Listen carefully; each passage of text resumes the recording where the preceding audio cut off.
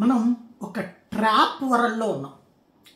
Political trap, media trap, అంతర్జాతీయ social media trap. వీటిట్లో దానికి సజీవ సాక్ష్యం రైతు పేరిట ఉద్యమం. రైతుల పేరిట అక్కడికి రాగానే ఏం మిగిలిపోయింది సోషల్ మీడియాలో? అయ్యో పాపం, వామ్మో పాపం. ఈ మాట్లాడేవాడెవడు ఇక్కడ రైతులకి ఏం పెట్టేది ఏం లే, మనం డబ్బులు పెట్టి కొనుక్కుంటాం అంతే.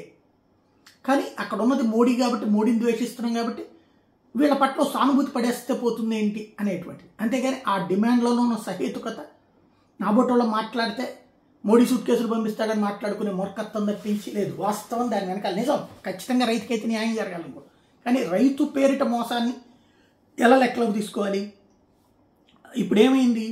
రైతు ఉద్యమం అకస్మాత్తుగా ఎందుకు అయిపోయింది? ఫస్ట్ 2 రోజులు ఆ గాల్లో అదేదో బాష్పాయి ప్రయోగం అది అయిపోయింది. ఆ తర్వాత ఊరి చివరు అన్నారు. ఒక రోజు వాయిదా కాస్త 10 రోజులు వాయిదా అయిపోయి 5 రోజులు వాయిదా అయిపోయింది. 27, 28 అన్నారు. ఇప్పుడు 4 వచ్చేసింది. అసలు శాంతం ఏమైపోయింది? భారీ ఎత్తున వచ్చినటువంటి ట్రాక్టర్లు ఇవన్నీ ఏమైపోయినాయి?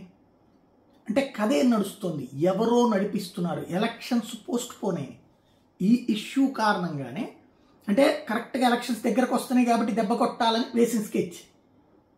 మొన్నటిదాకా చూడండి, అసలు 1వ తారీఖు 3వ తారీఖు కల్లా ఎలక్షన్ షెడ్యూల్ అన్నారు. అది ఆపేశారు. అది ఆపగానే ఇవి ఆగిపోయాయి. ఇక్కడ చూడండి, ఒకదానికి ఒకటి లింక్ ఎక్కడ ఉందో. అక్కడ ఎలక్షన్ షెడ్యూల్ రాబోతుందనగానే రోడ్డు ఎక్కేశారు. ఎలక్షన్ షెడ్యూల్ లేట్ అవుతుందనగానే ఆగిపోయింది పక్కకి. దీన్ని బట్టి భారతదేశంలో కుట్రల్ని మనం అర్థం చేసుకోకపోతే, ఆ మాఫియాలు కోరుకున్నట్టు వాళ్ళ బుర్రల్ని వాళ్ళు మన బుర్రల్ని తమకు అనుగుణంగా ట్యూన్ చేసుకుంటున్నారు.